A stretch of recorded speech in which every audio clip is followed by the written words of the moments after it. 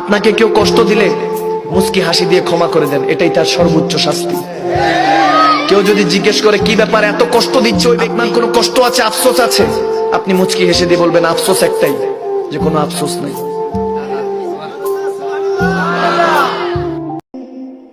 আমার স্বাদ আছে, সাধ্য নাই। দামি জিনিস ঠিকই দেখি, দেখেও না দেখার ভান করি। আমি হাসি ভেবে, কাঁদিও ভেবে। কেন জানেন? আমি একজন মধ্যবিত্ত।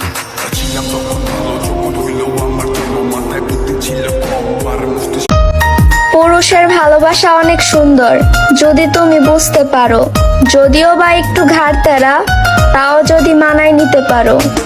আমি যে তোমারই প্রেমেতে পড়েছি, আমি যে প্রেমে শুধু তোমার জন্য পাগলামি করি, এই পাগলামিটাই আমার স্বভাব। যেদিন আমি পৃথিবীতে থাকবো না, সেদিন বুঝবা এই